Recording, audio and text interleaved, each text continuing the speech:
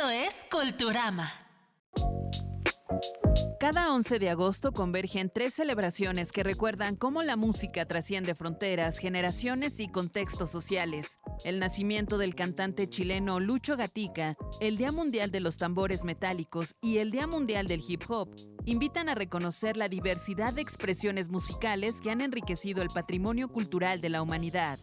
Lucho Gatica nació el 11 de agosto de 1928. Es considerado uno de los grandes intérpretes del bolero en lengua española. Con una voz inconfundible y un estilo elegante, llevó este género romántico a escenarios internacionales, convirtiéndose en una figura clave de la música latinoamericana del siglo XX. Su influencia permanece vigente. Nuevas generaciones de artistas continúan reinterpretando sus canciones y su legado forma parte de la memoria musical de América Latina. En esta misma fecha también se celebra el Día Mundial de los Tambores Metálicos, instrumento acústico de Trinidad y Tobago creado durante el siglo XX. Surgió de la creatividad de comunidades caribeñas. El steel pan representa la capacidad de transformar materiales cotidianos en una expresión artística de gran riqueza sonora. Actualmente, su presencia se extiende a orquestas, festivales y escuelas de música alrededor del mundo, donde simboliza la diversidad cultural y la innovación musical. Asimismo, el Día Mundial del Hip Hop conmemora el nacimiento de un movimiento cultural que, desde la década de 1970, ha dado voz a millones de personas mediante la música, el baile, el graffiti y el arte urbano. Más que un género musical, el hip hop se ha consolidado como una herramienta de identidad, participación social y expresión creativa. Su influencia alcanza la moda, el lenguaje, las artes visuales y los medios digitales. Hola, ¿cómo están? Qué gusto reencontrarnos en este martes 11 de agosto a través de Radio y Televisión Mexiquense. Es un gusto que nos sigan y por supuesto también están invitados a que nos dejen sus comentarios en nuestras redes sociales. Eso nos alegra, eleva la energía y sabemos dónde están situados pues los seguidores de este programa que se transmite de lunes a viernes de 4 a 5 de la tarde. Soy Gaba Cabral y como siempre el gusto de charlar, compartir, informar, divulgar con Daniel Ruiz. ¿Cómo te va? Muy bien, muy contento de saludarte también, Gaba, y sobre todo estamos muy a gusto de compartir con ustedes todas las tardes a través de Radio y Televisión Mexiquense. Quédense con nosotros, hoy tenemos un programa muy versátil, muy dinámico, tenemos mucho arte y cultura. Y si te parece, Gaba, empecemos con la pregunta de la semana. Por supuesto. Como saben, cada una de las semanas hacemos una pregunta para compartir con ustedes. Y hoy te decimos, ¿quién es tu escritor o escritora mexiquense favorito? Claro que pueden ser más de uno, Gaba. Claro. Por ejemplo, nosotros también recomendamos que se acerquen al Fondo Editorial del Estado de México. Ahí hay muchísimos títulos de acceso gratuito. Puedes entrar, puedes descargar los PDFs. Por ejemplo, está La Vibración del Silencio, de la escritora Patricia Arredondo. Digamos que su ensayo también es una reflexión poética al mismo tiempo y ella versa sobre el silencio, el sonido, la música, la escucha, el cuerpo y la mente. En fin, entren al Fondo Editorial o cualquier otro de los sitios de las publicaciones del Estado de México y como les decimos, Gaba, pueden descargarlos, pueden consultarlos, los pueden adquirir. Hay quienes siguen prefiriendo el libro físico, ¿por qué no? Entonces hay para todos. Y sabes también que, Dan, se vale a lo mejor no tener un gran catálogo de escritoras o escritores mexiquenses y por eso aquí ampliamos la propuesta, sobre todo porque nuestra trayectoria académica nos ha hecho siempre echarle un vistazo o voltear a los clásicos, a la literatura latinoamericana, sí, a todo lo que pasó con el boom, a buena parte del siglo XX. Entonces, cuando paneamos en nuestro territorio, siempre es emocionante toparte con esta narrativa que describe las ciudades donde creciste o estos pueblos también que ahora son tan significativos con una carga histórica impresionante. Y por eso, para que ustedes también tomen nota de nuestras redes sociales y nos dejen sus comentarios de su escritora o escritor favorito. Y si no los conocen, pues que se acerquen a ellos, ¿no? Que comiencen con algún autor. Y como dices, Gaba, siempre mirar hacia adentro y desde adentro nos vamos reflejando, vamos aprendiendo más de nosotros. Es la forma en que podemos ir creciendo culturalmente. Totalmente. Y también saludamos con muchísimo gusto a quienes nos siguen a través de alguna de las emisoras de Radio Mexiquense, Amecameca, Zumpango, Valle de Bravo, también Metepec. Ahí están las emisoras distribuidas distribuidas en lo largo y ancho del territorio estatal y, por supuesto, si no tienen la posibilidad de hacerlo de manera tradicional, en el dial, en el auto, con el aparato en sí, pueden ingresar a la página oficial del Sistema Mexiquense de Medios Públicos, que es mexiquensedigital.com. Ahí también viene el acceso a que ustedes con un play de volada puedan ingresar y escuchar cualquiera de las emisoras de Radio Mexiquense. Y si te parece, Gaba, vamos a empezar con algo de la información que tenemos para todo nuestro público. Fíjate que el gobierno del estado hizo una actividad muy interesante porque hizo una fusión, digamos, poco esperada, ya que la Secretaría de Desarrollo Urbano e Infraestructura, junto con la Universidad Autónoma Metropolitana, o la UAM, como se le conoce, en este caso en la unidad Lerma, generó el debate La Metrópolis en el cine, donde estudiantes analizaron problemáticas de movilidad, desarrollo social, inclusión y sustentabilidad con el propósito de generar propuestas para construir entornos urbanos más seguros, inclusivos y responsables con el medio ambiente.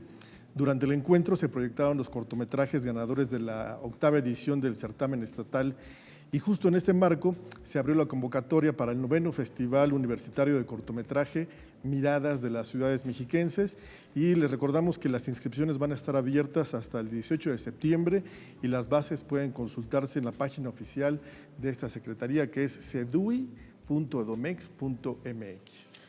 También otro de los temas que hemos dado seguimiento acá en Culturama es el del derecho de autor, y es que ayer la Suprema Corte de Justicia de la Nación reconoció que las obras fotográficas originales están protegidas por derechos de autor y que sus creadores deben recibir un pago por cada reventa, al igual que los pintores y escultores. Esto pues ya queda registrado y por supuesto le daremos seguimiento para puntualizar y detallar esta información.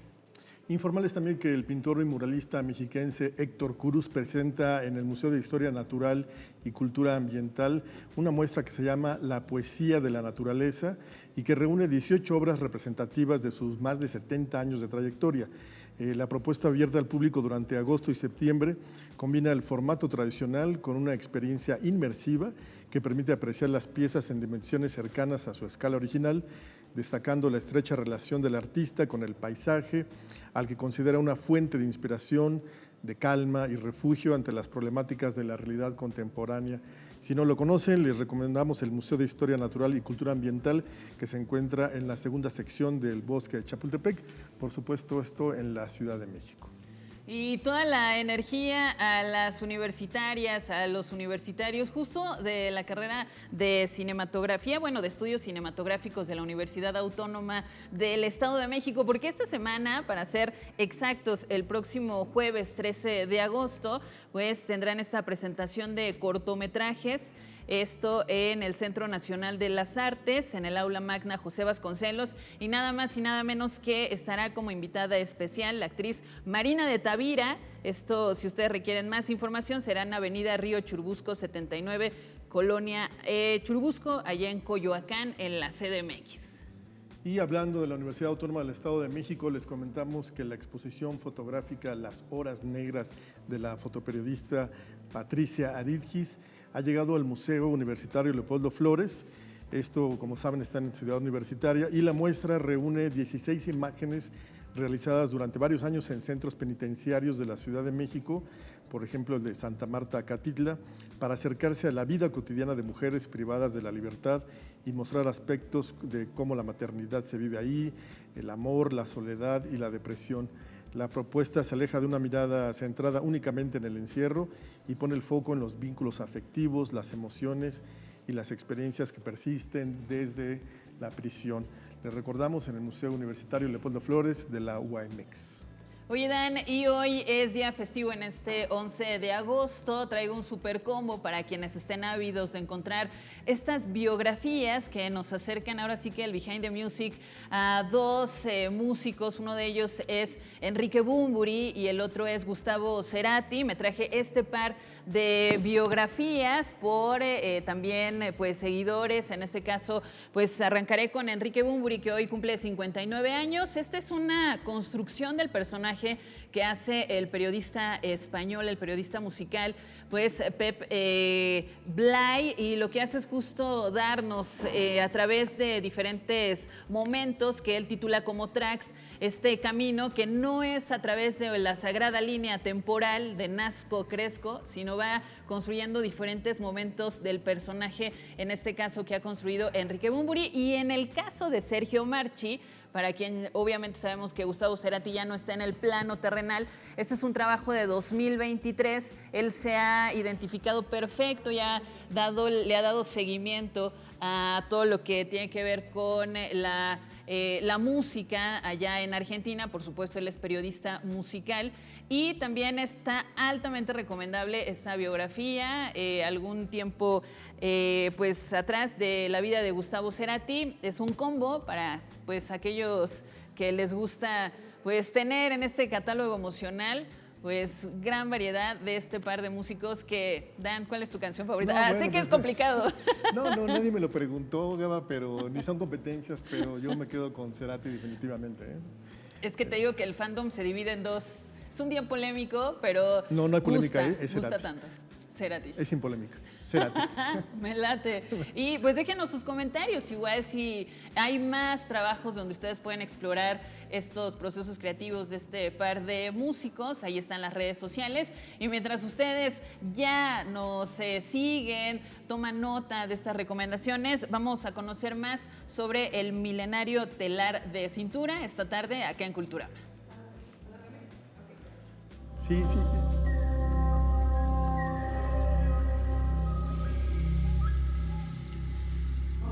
En el silencio de las comunidades indígenas, el vaivén del telar de cintura marca el pulso de una tradición que ha resistido el paso de los siglos. Cada hebra resguarda la memoria de un pueblo, la sabiduría heredada de generación en generación y el vínculo entre el ser humano y la naturaleza. En el Estado de México, este arte milenario permanece como una de las expresiones más valiosas del patrimonio cultural vivo. Su origen se remonta a las antiguas civilizaciones mesoamericanas, donde el telar de cintura dio vida a prendas de uso cotidiano, ceremonial y ritual. Sujetado a la cintura de la artesana y al tronco de un árbol, este instrumento conserva prácticamente intacta una técnica ancestral. En territorio mexiquense, los pueblos Mazahua, Otomí, Nahua, Matlatzinca y Tlahuica han preservado este conocimiento, plasmando en cada tejido símbolos que evocan su cosmovisión, creencias, así como la identidad de sus comunidades. Hoy esta tradición textil continúa floreciendo en municipios como Jiquipilco, Temoaya, Villa de Allende, Tianguistenco, Tejupilco, Temascaltepec, Valle de Bravo, Zacazonapan, Toluca y por supuesto Tenancingo. Ahí el telar de cintura convive con el bordado, el deshilado y los tintes naturales, fortaleciendo la economía local y el tejido social. En cada hilo se entrelazan siglos de historia, identidad y resistencia cultural, pues lejos de desaparecer, el telar de cintura continúa encontrando en las nuevas generaciones la oportunidad de seguir contando la historia de los pueblos originarios, porque mientras una artesana permanezca frente a su telar, la memoria de México seguirá tejiéndose con la misma fuerza, paciencia y orgullo que le dieron origen.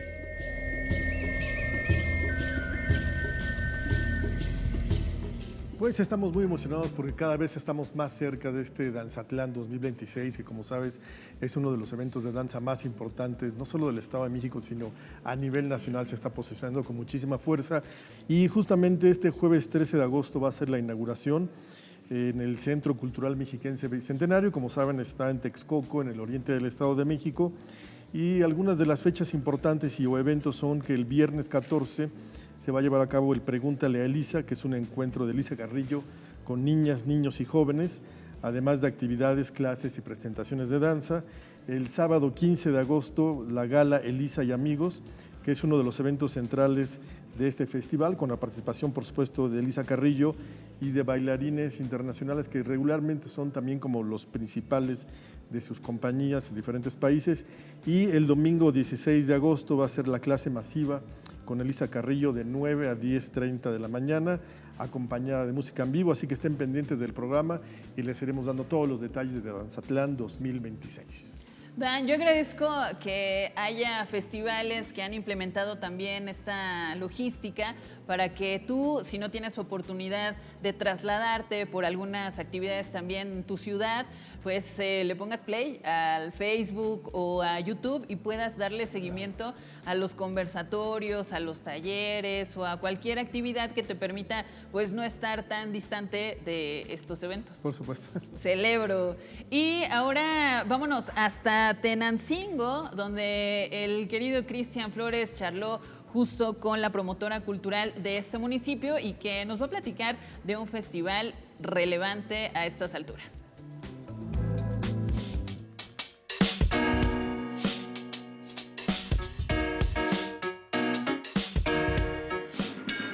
Uno de los aspectos más representativos en el Estado de México son sus fiestas patronales. En esta ocasión nos encontramos en Tenancingo de Degollado, en la comunidad de Santana Ixtlahuatzingo, con Yesamín Becerril, quien es promotora cultural del municipio. Gracias, Yesamín, por recibirnos. Hola, ¿qué tal, Cristian? Muchísimas gracias a ustedes por visitarnos aquí en Tenancingo, Estado de México, y por supuesto en nuestra hermosa comunidad de Santana Ixtlahuatzingo. Cuéntanos, Yesamín, la obra de arte que estamos viendo a nuestras espaldas un poquito, por favor. Claro que sí, pues bueno, nos encontramos justamente aquí en la parroquia de esta misma comunidad, en la cual pueden encontrar uno de los atractivos más característicos en nuestro municipio. Esta obra la podrán encontrar en dos épocas del año, una que es en honor al Señor de la Misericordia y otra que es la del 26 de julio en estas fechas, en honor a Santa Ana y San Joaquín. Les cuento que mi primera impresión cuando llegué fue de asombro. La verdad es que cuando llegas y ves esta magnitud de la obra de arte que estamos viendo, te quedas impresionado, de verdad. El olor cuando entras es un olor muy bonito. Descríbenos por favor un poco lo que estamos viendo, Yesamín. Claro que sí, yo creo que como mencionas es una impresión muy grande, a lo mejor para quienes aún no han tenido el gusto de venir a visitarnos, es una experiencia maravillosa, es adentrarse a un espacio mágico, con un aroma a flores deliciosas características de la región que les va a encantar, no solamente el olfato sino también la vista, porque en esta ocasión tenemos justamente la temática del Jardín del Edén y van a poder encontrar elaborado a base de pura flor un montón de figuras inspiradas en los animales, en la luz, en la vida, en la belleza de lo que es pues la vida misma. Claro, y qué mejor forma de representar al Jardín del Edén que con flores. Eso es impresionante. Claro que sí, bueno, es un paisaje que sin duda alguna no se pueden perder. Si ustedes tienen la oportunidad de conocer Tenancingo, conocer todo lo que tenemos para ofrecerles, yo creo que el visitar nuestra parroquia de Santana Ixtlahuatzingo, sin duda alguna va a ser una experiencia maravillosa que va a dejar fascinado a cualquiera. Estábamos platicando fuera de cámaras cómo a mí me impresiona mucho cómo la gente de la comunidad se une, invierte tiempo, invierte dinero, invierte, no sé, muchas cosas de su vida. Cuéntanos de eso, por favor. Claro que sí, pues déjame platicarte, Cristian. Son 2 semanas aproximadamente lo que se hacen en realizar la elaboración de esta preciosura, de esta obra de arte, como venimos mencionando. Y en la cuestión de la derrama económica que genera, es un aproximado de 1 millón a 1,5 millones de pesos. Además, mencionar que todo esto se hace de manera voluntaria por mismos integrantes de la comunidad. Aquí participan desde niños, adultos mayor, tanto nuestros floricultores, por supuesto también los herreros para toda la parte de las bases. Esto de verdad yo creo que simboliza lo que es Tenancingo y lo que es su gente, la unidad. Qué bonito y qué bonitas tradiciones vivimos los mexicanos y los mexiquenses, y de verdad que vengan a visitar Santana, por favor, invítalos a los que te ven a través de Culturama que vengan a conocer este tipo de obras de arte. Por supuesto, Cris, pues ahí tienen la invitación. Los estamos esperando aquí en Tenancingo y sobre todo también aquí en Santana Ixtlahuatzingo. Recuerden, no está de más mencionar, pueden visitar no solamente esta parroquia, sino también nuestro bello Cristo Rey, el Santo Desierto del Carmen, entre otros hermosos lugares que Tenancingo, Estado de México, trae para ofrecer. Y antes de despedirnos, más adelante, ojalá tengamos la oportunidad de seguir trabajando y entrevistar a Yesamín, porque también les cuento que es una artesana, es una maestra artesana de rebozo. Cuéntanos muy poquito de eso, Yesamín. Claro que sí, pues Tenancingo, cuna del rebozo, donde aquí gran parte de nuestras comunidades, por ejemplo, lo que es Acatzingo de la Piedra, Terrenate, por supuesto también nuestros amigos de otras comunidades que se dedican plenamente a la elaboración de tanto del lienzo del rebozo, tanto como también nuestras empuntadoras, ¿no? Y va a ser muy padrísimo que también podamos estar conociendo a más de estas maestras artesanas y por supuesto a nuestros productores. Déjame mencionarte rápidamente que aquí tenemos a grandes productores que han ganado premios hasta a nivel internacional. Tenancingo es maravilloso, un lugar lleno de cultura, de riqueza artesanal, y que mejor que conozcan a través aquí de sus amigos, por supuesto, de Mexiquense. Muchas gracias, Yesamín, por tu tiempo y por darnos este espacio. Muchísimas gracias a ti, Cristian. Los esperamos. Tenancingo los espera siempre con los brazos abiertos. Tenancingo tiene gastronomía, flores, gente, tradiciones muy bonitas. Vengan a conocerlo y descubramos juntos más lugares que visitar.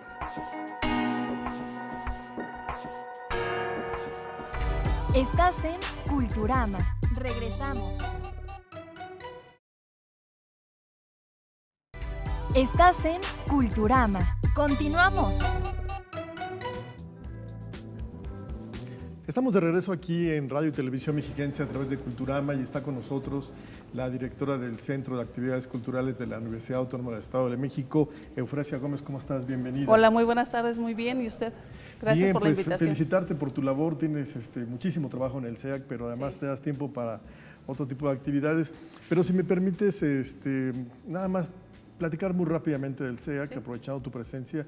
Nosotros le hemos dicho al público en general que las actividades de la universidad en cuanto a difusión cultural, museos, teatro, conciertos y lo que haces en el Centro de Actividades Culturales no son exclusivos para la comunidad universitaria. No, son exclusivos, o sea, para público en general. Atendemos a personas desde 6 años a 90 años. Está abierto. Y por ejemplo en este Centro de Actividades, que por cierto está a unos 100 metros de rectoría, tú ofreces talleres de música, de teatro, de danza. Teatro, danza, joyería, modelado en barro, lo que es vitrales, yoga, pintura al óleo, es también acuarela, canto, música, jazz, ballet, danza folclórica y piano. Y los talleres violín. se desarrollan semestralmente también. Semestralmente. Sí, pues muchísimas gracias. Ya abordaremos más con precisión, pero también quisiera preguntarte, porque tú perteneces al colectivo intercultural indígena del Estado de México, ¿cuáles son sus principales actividades? ¿Quiénes participan ahí? Pues somos un colectivo a nivel Estado de México donde somos muchos integrantes de varios municipios, donde estamos buscando pues mejorar las condiciones de nuestras comunidades indígenas. ¿Cómo qué tipo de actividades realizan? Pues en este caso trabajamos leyes de mejora como es la de cultura para que se realice lo que es la integración de la lengua materna desde el kinder. O sea, es muy importante para nosotros rescatar nuestra lengua desde nuestros orígenes, ya que se está perdiendo. Sí, y dirías, los esfuerzos están dirigidos a quién. Pues a todos, porque todos somos originarios de nuestro país. ¿Y tu trabajo también como fotógrafa documentalista lo vinculas con este centro? Sí, claro, porque soy fotógrafa documental de usos y costumbres. Mi propósito es documentar todo lo que se hace en las comunidades, desde la producción del maíz, de la tortilla, el pulque, el mole, todas las tradiciones que tenemos, pues que no mueran y que se puedan documentar pues en una fotografía. ¿Y a qué te has enfrentado tú que estás, entre estos dos universos? La gente aún tiene aceptación, está abierta, es resistente, ha estado cambiando últimamente, porque hay un trabajo importante a nivel estatal, a nivel federal, en el reconocimiento de las culturas originarias. ¿Cómo lo percibes tú? Pues yo veo que muchas veces se tiene como, podríamos decir, no se tiene un sentido de identidad, ya que muchas veces si yo le preguntara a usted si se considera de pueblo originario, me va a decir que no. Entonces creo que hay ese desapego, ¿no? Cuando todos somos de aquí de México, pues que a lo mejor hubo un mestizaje o hay un mestizaje, pero pues tenemos usos y costumbres, y creo que muchas veces nosotros como comunidades o pueblos originarios pues tenemos una convivencia con la naturaleza, con nuestra ecología. No consumimos más de lo que producimos. Entonces creo que tratamos de proteger lo que es a la madre tierra.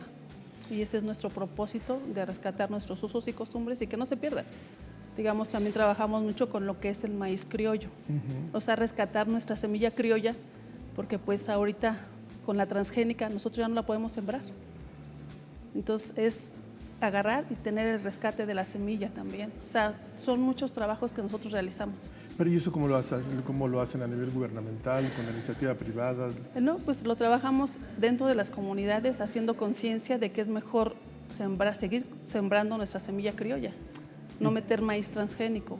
Y tú que estás allá adentro, digamos, los niños, los adolescentes, ¿se muestran también resistentes a conservar esa cultura? ¿Están más interesados en otras cosas o sí ya hay un arraigo importante? Pues creo que muchas veces es por la discriminación que existe, ¿no? Cuando sales de una comunidad rural hacia la ciudad siempre hay una discriminación y eso hace que los mismos niños o uno de adolescente cuando sales a estudiar, pues tengas ese miedo de agarrar y decir quién eres o si hablas una lengua. ¿Por qué? Porque se empieza a ver como ese temor. Entonces creo que se va perdiendo. Y creo que también en muchas ocasiones lo que nos dicen nuestros padres, estudia para que no seas campesino como yo. Creo que es el peor error. Claro. ¿Por qué? Porque debería decir, estudia para que puedas defender el campo con argumentos y puedas seguir llevando eso de generación en generación, que es muy importante. Porque yo le preguntaría, ¿usted consume tortilla diaria? Sí, claro. ¿Y de dónde sale? Sí, pero a veces ni sabemos de dónde viene. Es correcto, y muchas veces dicen en la ciudad, llueve mucho, y nosotros decimos, ojalá llueva. Claro. ¿Por qué? Pues porque nosotros producimos el maíz Claro. que se consume en la ciudad. Sí, la gente de la ciudad le molesta cuando en algunos pueblos están haciendo como cierto tipo de eventos, rituales como para atraer la lluvia. Es correcto. Nos molesta el ruido, nos molestan las prácticas. Sí, pero creo que es parte de nuestra cosmovisión. Pues te agradezco muchísimo, felicito tu trabajo. ¿Dónde crees que podamos acercarnos para apoyar este tipo de investigación? Con el colectivo. Con el colectivo. Sí. Te agradezco muchísimo y ojalá que vuelvas pronto para poder ampliar más de información. Agradezco a ustedes la invitación. Muchas gracias por tarde. tu tiempo. Y vamos con Gaba Cabral, que está del otro lado del estudio. Muchísimas gracias, Dani. Ha llegado el momento de sacar el recetario porque vamos a aprender a elaborar mole de amaranto con el chef tradicional Marco Díaz esta tarde acá en Culturama.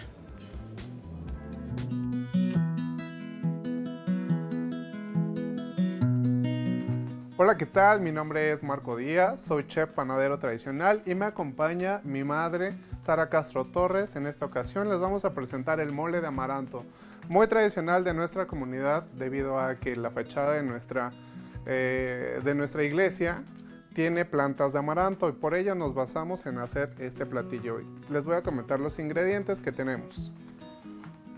Tenemos como ingrediente principal el amaranto, tenemos pasas, tenemos chile jaral, tenemos chile pasilla, chile morita y guajillo. Como verduras vamos a tener jitomate, cebolla, ajo y como especias vamos a tener clavo, pimienta gorda,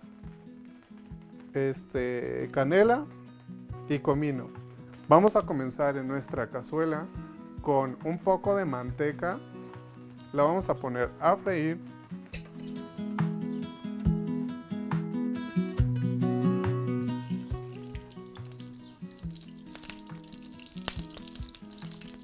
Y le vamos a poner nuestras verduras. El jitomate debe ir cortado.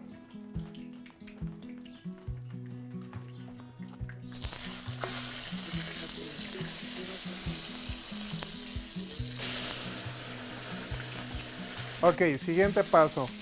Junto con nuestras verduras que se están asando, vamos a cortar nuestros chiles, le vamos a cortar la colita. Y los vamos a poner junto con nuestra verdura en la manteca para que todo agarre mucho sabor.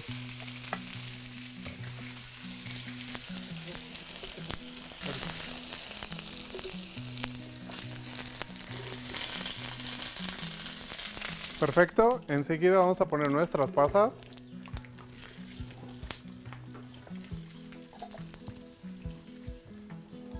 Y ahora sí, viene nuestro ingrediente principal, el amaranto. Solo es cuestión de segundos porque si no se nos quema.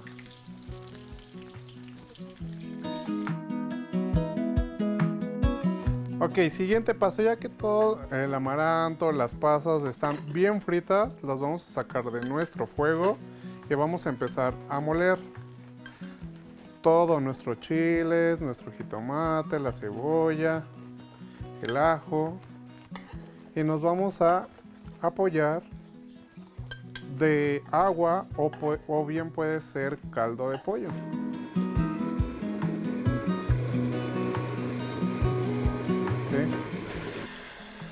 Vaciamos nuestra mezcla de amaranto con los chiles.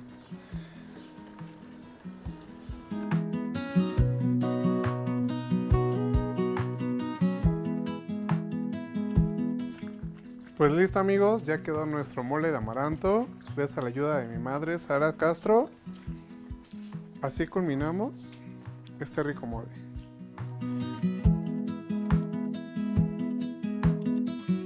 Los invito a que si gustan probarlo, estamos en Panadería Tradicional de San Juan, en San Antonio de la Isla, Estado de México.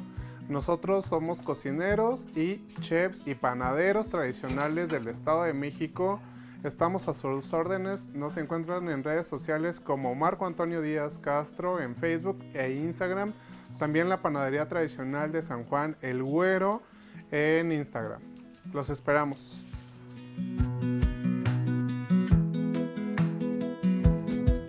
El pasado domingo, 9 de agosto, se conmemora el Día Internacional de los Pueblos Indígenas y para ampliar el contexto, sumergirnos en la historia de este día, pasado, presente y por supuesto que se avecina, nos da muchísimo gusto tener acá en Culturama, como siempre, a nuestra historiadora de confianza, Magali. ¿Cómo estás? Bienvenida. Muy bien, muchísimas gracias por la invitación. Ya habíamos pausado un poco el acompañamiento en Culturama, pero aquí estamos de nuevo. Anda más de viaje histórico. Algo así.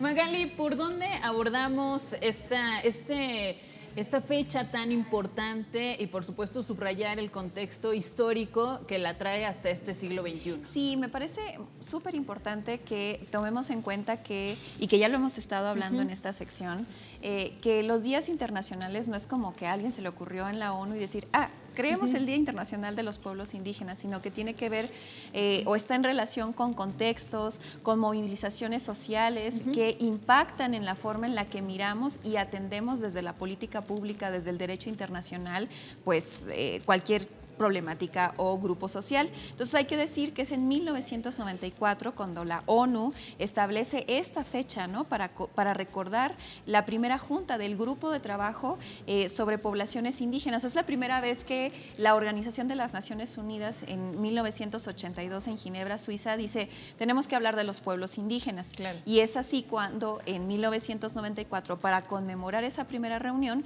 se estipula que el 9 de agosto será el Día Internacional de los Pueblos Indígenas. Ahora, hay que decir que esto pues proviene o se activó a partir de una serie de movilizaciones sociales muy importantes, particularmente en la región latinoamericana. En las décadas de 1980 y 1990, los pueblos originarios de América Latina pues van a comenzar a organizarse de múltiples formas, desarrollando estrategias políticas, siendo muy visibles en el activismo político. Causas, la crisis del Estado y del neoliberalismo, ¿no? Que impactó obviamente en el uso, el abuso de los recursos y el despojo de sus territorios y de sus recursos naturales, y obviamente van a surgir estas reivindicaciones por la tierra, por el territorio, por la autonomía, por la exigencia de derechos y que se les vea, ¿no? Recordemos mucho estos manifiestos del Ejército Zapatista de Liberación Nacional que decir, aquí estamos, ¿no?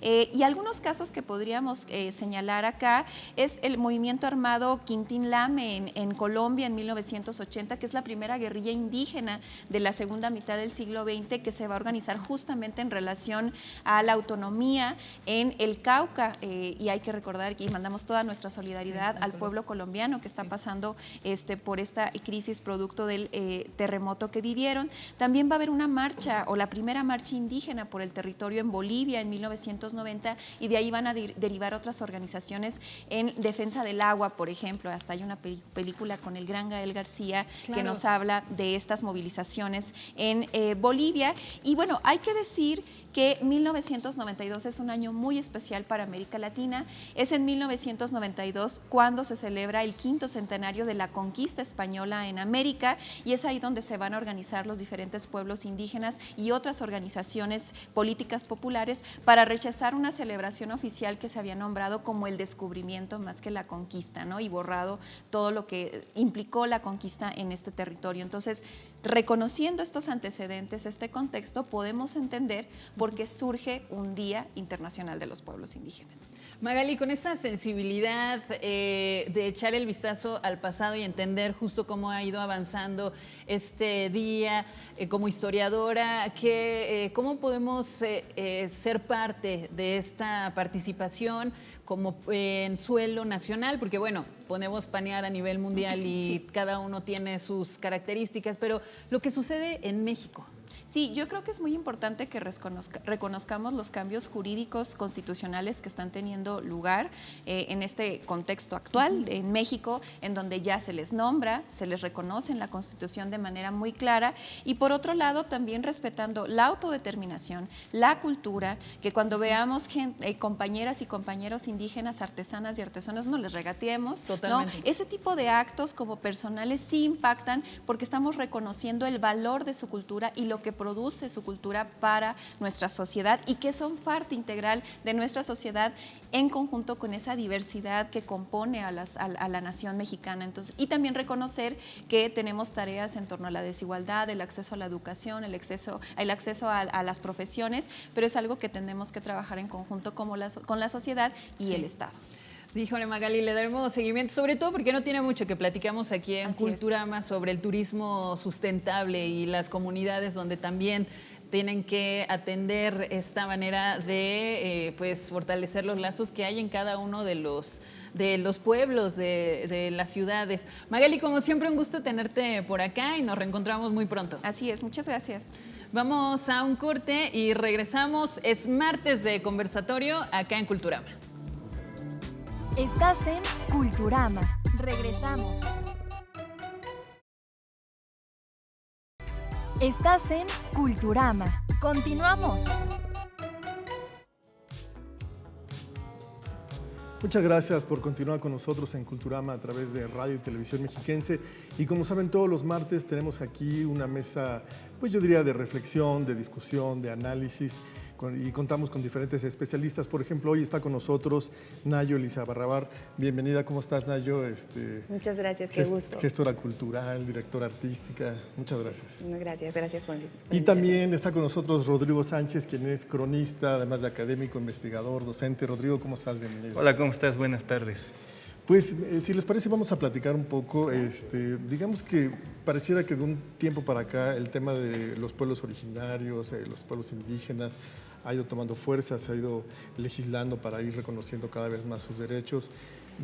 ¿De qué estamos hablando? O sea, ¿ustedes consideran que ya está definido, que lo estamos perdiendo, que es un esfuerzo tardío? ¿Nos identificamos con ello todavía los mexicanos? ¿Qué pensarías, Rodrigo? Bueno, yo creo que sí. Se está haciendo un trabajo de rescate muy importante de los pueblos originarios, y yo creo que eso es bueno. Fíjate que la nación mexicana se construyó desde el siglo XIX con base en el mestizaje. Pues sí, pero por ejemplo eso encubrió la existencia de los pueblos originarios. El mismo Benito Juárez, que nos preciamos de que fue el primer presidente indígena en toda Latinoamérica, pues tampoco es como que hubiera querido reconocer los derechos de los pueblos originarios, a pesar de que él era zapoteca, ¿no? Entonces, pues a lo mejor un poco tarde, podemos citar alguna fecha desde donde tú quieras, pero yo creo que a partir de la irrupción del Ejército Zapatista de Liberación Nacional en Chiapas, en 1994, es que de veras se comenzó, como tú dices, a legislar y a visibilizar a los pueblos originarios. Sí, yo no sé si podríamos llamarle el rescate, más bien una resignificación, ¿no?, de los pueblos indígenas, de los pueblos originarios. Ayer se debatía también en distintas instituciones sobre la diferencia entre pueblos originarios y pueblos indígenas, cuál era la diferencia, si la conocemos, y nosotros también como propietarios de la identidad reconocemos la diferencia de ambas, o a lo mejor ni siquiera existe una diferencia, ¿no? Más bien una resignificación del concepto. Y es que se le llama pueblos indígenas, pues claro, a los indígenas pobladores que existieron y existían antes de la colonización y de la llegada de los españoles y demás, o este descubrimiento de América, y ahora con la nueva forma de llamarla en la actualidad de los pueblos originarios, porque se les llama así, porque son oriundos del lugar, ¿no? Son originarios del territorio, y que también con ello viene el reconocimiento de toda su existencia como sociedad. Bueno, lo que pasa es que el término indígenas de repente se convirtió en algo despectivo, en un término despectivo, y pues no digamos el término indio, aunque en la colonia, sobre todo pues en los siglos XVI y XVII, en el periodo virreinal, pues el indio era un término incluso jurídico, era válido llamarlos así. Poco a poco se fue transformando en indígena, pero también a estas alturas se convirtió en despectivo, por eso nos vamos a lo originario. A mí me gusta siempre hablar de los 5 pueblos originarios del Estado de México. Los mazahuas, ¿no? que se concentran allá en el occidente, en la frontera con Michoacán, los otomíes que se extendieron por varios estados, desde San Luis Potosí, Guanajuato, Querétaro, Hidalgo, Tlaxcala, Estado de México, Ciudad de México, Puebla. Por cierto, hay una colonia mazahua en Guanajuato. Y los nahuas, ¿no? que sobre todo se concentran en el Anáhuac, en la zona conurbada ahora, y la Ciudad de México, lo que antes era un lago. Y bueno, también aquí en Toluca hubo nahuas, ¿no? Y colonizadores, si quieren luego hablamos de eso. Y a mí me preocupan mucho los tlahuicas que solamente están en San Juan Atzingo, del municipio de Ocuilan, que deben ser como 2000 y pico, y los matlacincas, que son aún menos. Hay incluso etnias de otros estados que son más en cantidad que los matlacincas, que solamente se concentran en San Francisco Oxtotilpan, en Temazcaltepec, pegados con Michoacán. Sí. ¿No? Rodrigo, yo quisiera recuperar una palabra que usaste también tú, Nayo. Dices que se ha hecho de manera despectiva, tú hablas de resignificar, pero se está resignificando nuevamente desde las instituciones, desde el grupo no indígena, o se está resignificando desde adentro. Yo pienso que viene desde las instituciones, ¿no? Porque es como nos percibe el mundo. Lamentablemente, y lo digo así con mucho conocimiento de causa, lamentablemente viene desde las instituciones, porque es lo que quieren, o cómo es que quieren que nos vea el mundo, ¿no?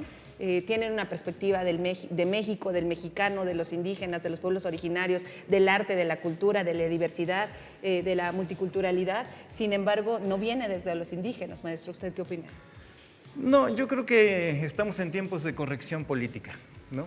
Así como en algún momento desaparece la palabra discapacitados por capacidades diferentes. Todo esto tiene una explicación válida. A veces se lleva al extremo, ¿no? En esta cultura de la cancelación, de lo woke. No es el tema ahorita para hablar de eso, nos llevaríamos mucho tiempo hablando de eso. Pero sí que estamos en estas resignificaciones. Me gusta el término. Se puede utilizar algún otro término, pero lo cierto es que quitar lo indígena y ponerlo originario, pues suena más suave, suena diferente, ¿no? Entonces se les da un lugar a esas personas que además ellas mismas, ya después, ¿no? de mucho batallar, dicen, yo pues sí soy mexicana y mexiquense, por ejemplo, pero también soy no sé, ocuilense, por ejemplo. O sea, lo local es muy importante para ellos. Hay un autor, Fernández Crisliev, que habla de la epistemología de la distancia, una forma de construir la realidad. ¿Será que la estamos viendo desde esta epistemología, Nayo? Sí, pienso que tiene que ver con la identidad del mexiquense, ¿no? Hablando del territorio del Estado de México o de la sociedad mexiquense, a comparación, por ejemplo, que siempre hay un señalamiento con el territorio de Oaxaca, ¿no? Que ellos sí tienen muy arraigadas sus pueblos originarios, su identidad, su cultura, sus tradiciones. La Guesa, que se convirtió en Guelaguetza, un espectáculo turístico internacional. Se masificó, digamos, sí, ¿no? sí, y que se volvió internacional, ¿no? Porque dejó de ser del pueblo y para el pueblo para convertirse en un recurso turístico y demás, ¿no? Y eso es lo que está pasando, por eso hago esta mención de la resignificación, porque claro, llamar indígena a alguien, nadie quiere ser indígena, pero si dices, soy originario de tal lugar, entonces lo dices con orgullo. Es que mi mamá, mi papá, o yo soy originaria de San Felipe del Progreso, donde está el maíz cacahuacintle, donde se cocina los charales con papas, los nopales en salsa verde, y entonces hay una resignificación de la identidad sobre todo, ¿no? Y nos hará falta educarnos porque también García Canclini hablaba de las culturas híbridas. Estamos fusionados, ¿no? Es inevitable, pero lo tendremos claro, nos hace falta clarificarlo. ¿Qué piensas, Rodrigo? Es una categoría de análisis de Canclini muy importante. Pero además, hablando en términos de identidad, la verdad es que en el Estado de México hemos tenido muchos problemas con nuestra propia identidad, no solamente con el tema de los pueblos originarios. Es decir, yo creo que somos el último estado de la República que definió su gentilicio.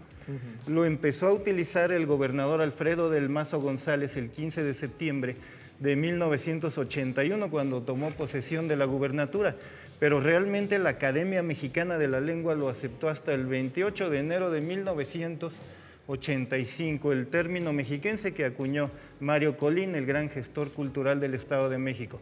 Ahora imagínate, tenemos un gentilicio muy joven, ¿no?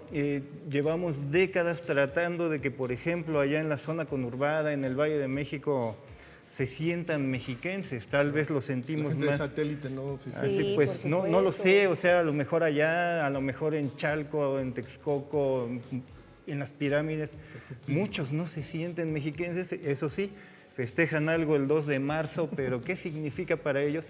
Sería interesante estudiar esto, aparte de la identidad de los pueblos originarios. Hay un tema que quisiera preguntarles muy rápido. ¿Qué opinan de lo que nos encontramos en la visualidad de los espacios públicos? Porque también tenemos esa convivencia entre aspectos prehispánicos, ¿no? En nuestro patrimonio, y tenemos patrimonio colonial. Como mexicanos, ¿cómo nos construye o cómo nos deconstruye esto?